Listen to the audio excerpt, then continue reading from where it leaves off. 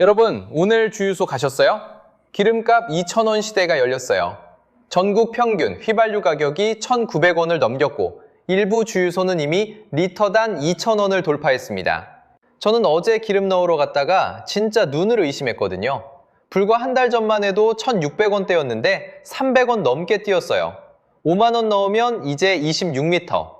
예전에는 30리터 넘게 들어갔는데 이제 26리터밖에 못 넣습니다. 근데요, 제가 계산을 한번 해봤어요. 기름값만 오른 게 아니거든요.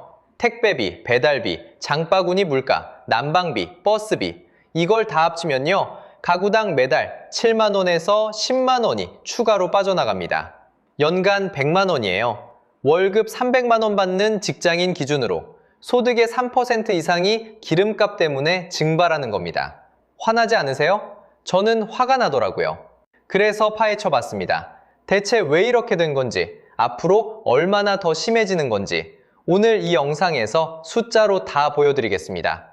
자, 많은 분들이 기름값 좀 올랐네 하고 넘기시는데요. 이게 그냥 주유소 문제가 아니에요. 여러분 생활 전체로 번지고 있습니다. 하나하나 짚어볼게요. 월 소득 300만 원인 직장인 기준입니다. 첫 번째, 주유비. 출퇴근하는 직장인 기준, 월 주유량이 약 100에서 120리터예요. 리터당 300원이 올랐으니까 한 달에 3만원에서 3만 6천원이 추가로 나갑니다. 연간 36만원에서 43만원.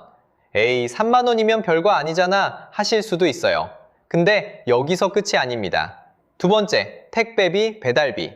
택배 트럭, 배달 오토바이 전부 기름으로 움직이잖아요. 물류비가 오르면 그 비용 어디로 가겠어요? 고스란히 소비자한테 전가됩니다. 택배비 인상, 배달비 인상 이미 시작됐거나 곧 시작될 거예요. 세 번째, 음식값, 장바구니 물가. 농산물을 산지에서 서울까지 가져오는데 경유값이 들어가고 식당 운영에도 가스비가 들어가죠. 이게 얼마나 심각하냐면 정부가 라면, 과자, 즉석식품까지 포함해서 특별관리 품목을 무려 43개로 확대했어요. 물가가 연쇄적으로 폭발할 걸 정부도 이미 알고 있다는 뜻이에요. 네 번째, 난방비, 전기료. 천연가스도 같은 바닷길을 통과해서 와요. 지금은 봄이니까 덜 체감되지만 올겨울 난방비는 지금과 차원이 다를 수 있어요. 다섯 번째, 대중교통비. 나는 차 없는데 하시는 분들도 피할 수 없어요. 버스, 택시 요금도 특별관리 품목에 들어갔거든요. 유가가 이대로 유지되면 대중교통 요금 인상도 시간 문제입니다. 이 모든 걸 합산하면 직접적인 주유비만 월 3만원, 간접적인 물가 상승분까지 포함하면 가구당 월 7만원에서 10만원 이상, 연간 100만원이 넘습니다. 그리고 가장 소름 끼치는 건요, 정부 분석에 따르면 유가 상승이 물가로 전이되는데 시차가 있대요. 에너지 가격이 먼저 오르고 1에서 2개월 뒤에 물류비가 오르고 5에서 6개월 뒤에 음식값과 서비스 가격이 올라옵니다. 지금은 첫 번째 파도예요. 두 번째, 세 번째 파도는 아직 안 왔어요. 자, 그러면 대체 왜 이렇게 된 건지, 뭐가 이 난리를 만든 건지 지금부터 알려드리겠습니다. 2월 28일 미국과 이스라엘이 이란을 선제 타격했습니다. 명분은 핵무기 개발 저지였어요. 그러자 이란이 뭘 했냐면 호르무즈 해협을 봉쇄해버렸어요. 호르무즈 해협, 이름이 좀 낯설죠? 근데 이 좁디 좁은 바닷길 하나가 전 세계 석유의 20%가 지나가는 곳이에요. 하루에 2천만 배럴이 이 해협을 통과합니다. 여기가 막히면 세계 석유 시장에 거대한 구멍이 뚫리는 거예요. 실제로 뚫렸습니다. 3월 8일 국제유가가 배럴당 100달러를 돌파했어요. 브렌트유 기준 102달러, 이후 최고 126달러까지 치솟았고요. 지금도 113달러대를 유지하고 있습니다. 한국이 주로 수입하는 두바이유는 무려 166.80달러까지 갔습니다. 역대 최고가예요. 여기서 잠깐 이 숫자가 얼마나 심각한 건지 비교해 드릴게요. 1973년 1차 오일 쇼크 때 하루에 약 440만 배럴의 공급이 줄었어요. 그때 세계 경제가 대혼란에 빠졌잖아요. 근데 지금은요. 하루 1000만에서 1500만 배럴이 막혔어요. 1973년에 무려 4.5배 규모입니다. IEA 사무총장이 직접 70년대 오일 쇼크를 뛰어넘는 위기라고 말했을 정도예요. IEA가 전략 비축유 4억 배럴을 풀었어요. 역사상 최대 규모의 비축유 방출이었는데요. 그래도 유가를 못 잡았습니다. 그만큼 이번 충격이 크다는 거예요. 그리고 한국은 이 충격에 특히 취약합니다. 한국은 원유의 70% 이상을 중동에서 수입해요. 호르무즈 해협을 통과하는 물량에 직접적으로 의존하고 있다는 거죠. 경제 원유 의존도는 OECD 38개 회원국 중 1위예요. 경제 규모는 세계 12위인데 원유 소비량은 세계 7위거든요. 쉽게 말해서 몸집에 비해 기름을 엄청나게 많이 쓰는 나라라는 뜻이에요. 나프타라는 것도 있어요. 산업의 쌀이라고 불리는 건데 플라스틱, 합성섬유 같은 석유화학 제품의 원료예요. 한국은 나프타 수입의 82.8%를 중동에서 들여와요. 호르무즈가 막히면 이것도 같이 막히는 거죠. 정부가 위기를 느끼고 국내 나프타 수출을 전면 금지시켰습니다. 5개월간요. 정부가 여기서 멈추지 않았어요. 한국 역사상 처음으로 석유 최고 가격제를 시행했어요. 처음에 휘발유 상한을 리터당 1,724원으로 잡았는데 불과 2주 만에 1,934원으로 210원이나 올려야 했어요. 국제유가 상승을 못 따라가는 겁니다. 유류세 인하율도 2배 이상 올렸어요. 휘발유 7%에서 15%로, 경유 10%에서 25%로. 리터당 휘발유 65원, 경유 87원이 빠지는 겁니다. 화물차 버스 경유 보조금도 50%에서 70%로 한시 상향했고 전쟁 추경까지 편성했어요. 정부가 이렇게까지 총동원하고 있다는 건 역으로 말하면 그만큼 상황이 심각하다는 뜻이에요.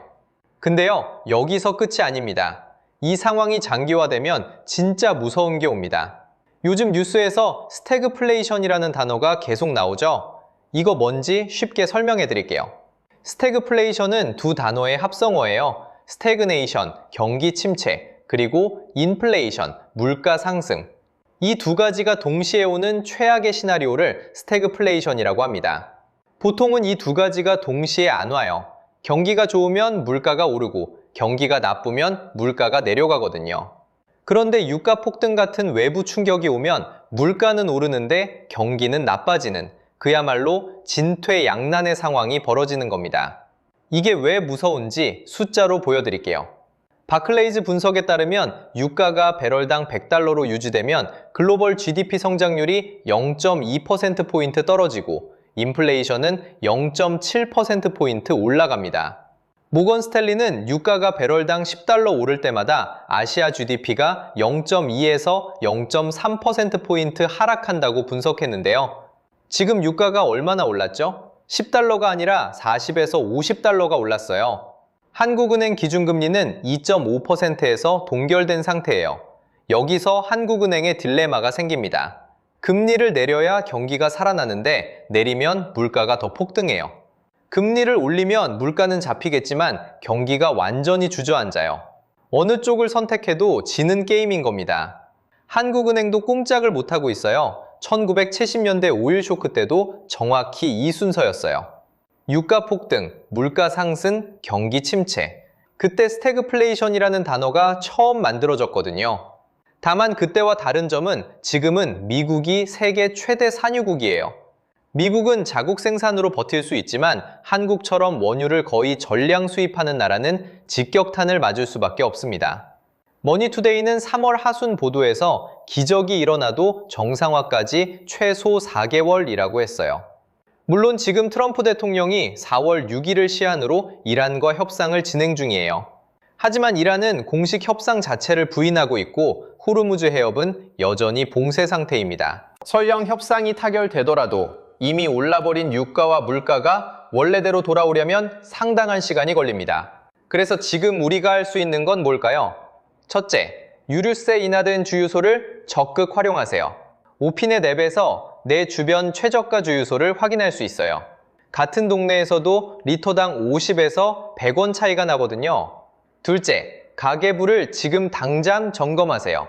물가가 본격적으로 오르기 전에 불필요한 고정 지출을 먼저 잡아야 합니다. 두 번째, 세 번째, 물가 파도가 오기 전에 미리 대비하는 겁니다. 셋째, 이 상황을 이해하고 계세요. 앞으로 뉴스에서 스태그플레이션이라는 단어가 훨씬 더 많이 나올 겁니다. 그리고 4월 6일 협상 시한 이후 상황이 어떻게 바뀌는지 주목해서 보셔야 합니다. 오늘 이 영상을 보셨으니까 최소한 뭔 소리인지는 아실 거예요. 그리고 그게 내 생활에 어떤 영향을 미치는지도요.